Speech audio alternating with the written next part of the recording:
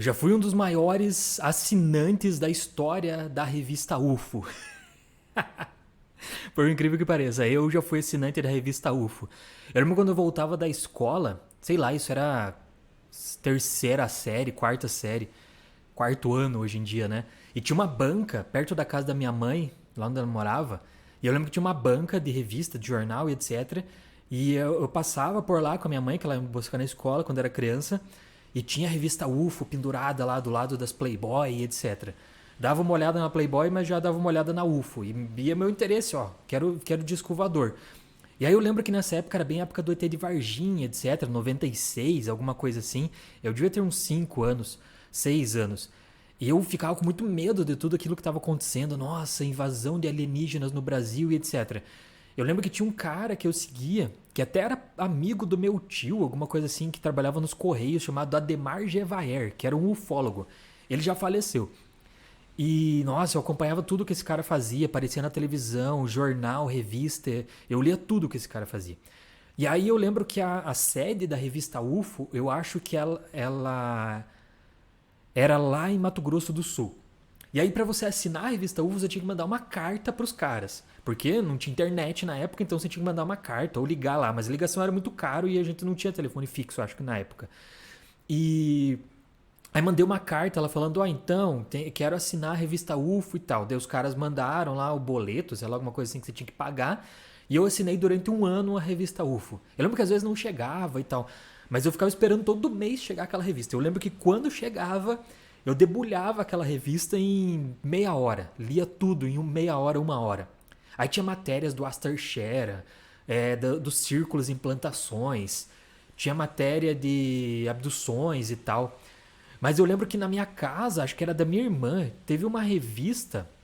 Não lembro o nome da revista, cara, mas tinha umas matérias sobre um caso de Chapecó, de um cara que foi abduzido, uma história chamada Encontros de Liz. Era uma menina brasileira que tinha encontros com um extraterrestre e tal. E aí eu comecei a receber as revistas e eu lembro que eu lia as revistas assim e pensava, cara, olha isso aqui. Aí eu tentava converter todo mundo da minha casa e todo mundo acreditava, porque eu acreditava e eu falava tanto daquilo e eu gostava de estudar e tal, e eles achavam que, nossa, como o Denis está estudando isso aqui, então deve ser verdade. E aí eu lembro que teve uma matéria um dia que, na verdade, na contracapa de uma das revistas tinha um disco voador de um lado de um avião. Aí eu olhava assim, nossa, olha isso aqui, um disco voador do lado de um avião, cara. Como é que. Olha essa evidência aqui que tá tendo. E eu lembro que eu cheguei pra minha irmã e falei assim, ó, isso aqui, olha aqui, Dani. Cara, como é que os caras não ensinam isso aqui na escola? Eu tinha, sei lá, 10 anos de idade, tava na quarta série. Como é que eles não ensinam na escola? Tá aqui a evidência, ó. Daí, cara, o tempo vai passando. E aí eu lembro que eu acreditava muito nessas coisas, muito. E eu via as evidências que estavam ali, os caras mostravam. Tinha o cara que entrevistou o cara que foi abduzido, os caras que entrevistaram os donos das fazendas onde os alienígenas fizeram as marcações no campo de trigo, no milharal e etc. Pô, os caras faziam vigília, eles estavam vendo aquilo. Como é que, porra, era verdade esse negócio. E aí eu lembro que eu gostava, por causa da ufologia, eu comecei a gostar de astronomia. E aí eu ganhei um telescópio de presente do meu pai. E aí eu comecei a observar o céu e tal. Só que nessa mesma época da adolescência e tal, eu era um cara nerdão, não tinha muitos amigos, não tinha namorada, não tinha nada, ninguém gostava de mim, era ridículo, continuo sendo ridículo, mas era ridículo naquela época também. E aí eu cheguei assim e falei, pô, preciso estudar um pouco mais a fundo astronomia. Daí parei de assinar a revista UFO, de ufologia, e passei para a revista Astronomy Brasil. Eu lembro que eu tinha que vir até o centro de Curitiba de ônibus para comprar a revista, numa banca ali específica, numa rua aqui que chama Rua 24 Horas. Tinha uma banca só que vendia aquela revista. Acho que os caras sabiam que eu comprava todo mês, então eles vendiam aquela revista, compravam sempre a revista para eu poder comprar deles. E aí eu ia lá ouvindo Ozzy Osbourne, Black Sabbath no meu MP3 naquela época. E aí chegava lá, comprava a revista, ia embora e começava a ler. Aí depois dessa revista eu comecei a ler livros do Carl Sagan. E aí eu cheguei num livro do Carl Sagan chamado O Mundo Assombrado pelos Demônios. O subtítulo é A Ciência Vista como uma Vela no Escuro. E aí esse livro, cara, foi a primeira grande mudança que eu tive na minha vida, porque tudo aquilo que eu acreditava deixou de existir. Nesse livro, não vou falar sobre o livro, porque não é esse o objetivo aqui.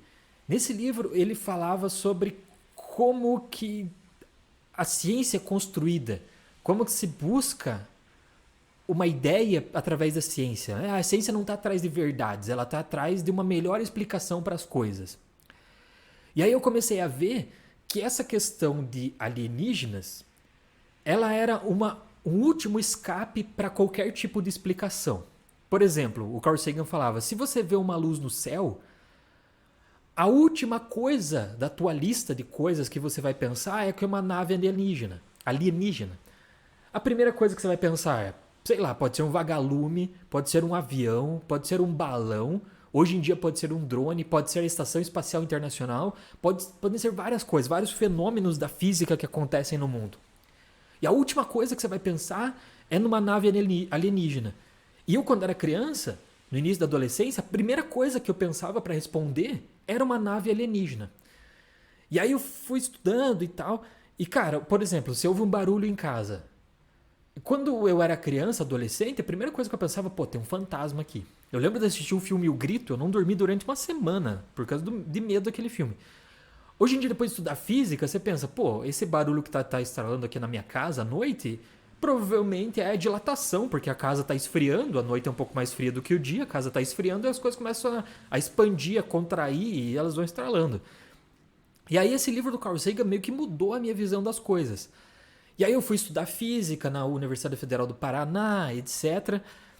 E aí você vai começando a estudar as matérias da física mais a fundo e você vai vendo que, pô, as distâncias no universo elas são muito grandes, cara.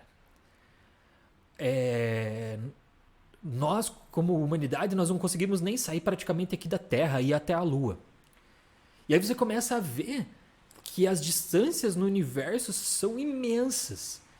Então, se existem alienígenas visitando a Terra, com certeza eles conseguiram cruzar essas distâncias enormes. Só que para cruzar essas distâncias enormes, não basta ter uma máquina muito potente, muito veloz. Você precisa ter muito tempo disponível, porque mesmo que você tenha uma velocidade muito grande, as distâncias são muito grandes, então mesmo que você viaje muito rápido, você vai demorar para cobrir aquela distância. E aí você vai estudando física e você vai vendo, pô, existem limites para as coisas do mundo. A gente hoje no mundo moderno acha que não tem limite para as coisas, né? Mas tem. Na física impõe limites. Por exemplo, a velocidade da luz. A velocidade da luz é a velocidade de qualquer onda eletromagnética. E é a maior velocidade que existe na natureza até então. Nada pode ultrapassar essa velocidade e nem mesmo chegar nessa velocidade. Você consegue chegar a 99,99% da velocidade da luz, mas nunca na velocidade da luz. Por quê? Porque se você chegar nessa velocidade, o tempo e o espaço vão agir de forma diferente. E aí as coisas da natureza não vão funcionar. Então, de certa forma, para o universo se conservar do jeito que ele está, tem que existir um limite de velocidade, que é a velocidade da luz. Então, por exemplo, a distância até Alfa do Centauro, que é a estrela mais próxima do Sol, daqui de nós, bom, ela está a mais ou menos 4 anos-luz de distância. O que significa isso? 4 anos-luz. 1 ano-luz é a distância que a luz percorre em um ano. Então ela é a maior velocidade que existe. Você começou a contar o tempo agora. A luz começou a andar. Daqui um ano você vai lá e para o teu cronômetro. Daqui um ano. Aí você vai pegar a distância que a luz andou e vai medir. Essa medida é o que a gente chama de 1 ano-luz. É mais ou menos 10 trilhões de quilômetros. Então, em um ano, a luz viaja 10 trilhões de quilômetros, mesmo sendo a coisa mais rápida que existe. Então, a estrela mais próxima de nós está a 4 anos-luz. Então, são 40 trilhões de quilômetros de distância, a mais próxima. Ou seja, se você tivesse uma nave que viajasse na velocidade da luz, você ia levar, saindo agora, você ia levar 4 anos para chegar lá. Claro, se você viajasse na velocidade da luz, você ia sofrer efeitos da relatividade, etc. O tempo ia passar mais devagar para você e tudo mais. Beleza, sabemos disso. Mas, por exemplo, A distância daqui até a galáxia de Andrômeda é de 2 milhões de anos-luz. Ou seja, se você saísse agora com uma nave que viaja na velocidade da luz, desconsiderando a relatividade do Einstein, você ia levar 2 milhões de anos para chegar lá. Ou seja, você está vendo como a distância entre as coisas no universo é muito grande? Então, se você parar para pensar, é inviável que existam seres que visitem a Terra. Porque se existirem esses seres, eles têm que estar com uma tecnologia muito maior do que a gente conhece. Tá, e aí você pensa, beleza, vamos pensar que esses seres existam e que eles realmente conseguem chegar até a Terra. Pô, cara, por que eles vão vir até a Terra e vão conversar com o Denis, que mora em Curitiba? Por que eles não vão conversar com o presidente dos Estados Unidos? Por que eles vêm falar com você durante o teu sono? Por que eles não vão falar com outras pessoas? É questão de evidência científica. Eu não estou questionando as coisas. Estou dando base científica para as coisas. Beleza. Por que eles não... Por quê? Essa é uma coisa que eu queria saber. Por que eles não conversam com a gente? Daí, provavelmente, alguém vai vir com o argumento de que não. Eles não querem interferir na humanidade. Nós somos um experimento deles. Aí eu concordo com você. Pode ser também. Porque... nós fazemos isso com peixes, por exemplo, coloca ela dentro do aquário e fica lá brincando com eles no mundo deles e fica olhando. Nós seríamos os alienígenas para eles. Será que nós não somos os peixes de alguns alienígenas que ficam brincando com a gente? Pode ser. Bom, se for assim é uma coisa interessante. Mas nós não temos nenhuma evidência de que isso existe. E aí uma vez, eu lembro que uma entrevista que o Carl Sagan deu, ele falou que perguntaram para ele assim, puxa, existe alguma coisa de verdade nesse negócio dos alienígenas? E ele falou, olha, existe do ponto de vista psiquiátrico apenas. E ele não quis tirar sarro disso. Ele estava falando simplesmente de que talvez toda essa coisa de alienígena e de crenças desse tipo sejam nada mais, nada menos do que coisas que estão na cabeça das pessoas e realmente é uma coisa interessante de se tratar. Porque, por exemplo, na Idade Média, os demônios, entre aspas, eram vistos como súncubos e íncubos, né? E quando você traz para hoje, já não existe mais esses demônios. As pessoas agora, quando tem paralisia do sono, falam que foram abduzidas. Então veja como os mesmos demônios de uma época ganharam uma nova roupagem agora e ganharam uma roupa alienígena. Por quê? Porque nós vivemos numa época espacial, onde a gente viaja para o espaço. Na Idade Média, onde a gente nem pensava sobre isso e não tinha tecnologia para isso, veja que a crença era diferente. Então veja como não é que parece que os alienígenas começaram a aparecer depois de uma certa época, parece que a crença humana de uma época para outra mudou. E voltando a essa coisa da distância muito grande, então a distância no universo é realmente muito grande para esses seres viajarem.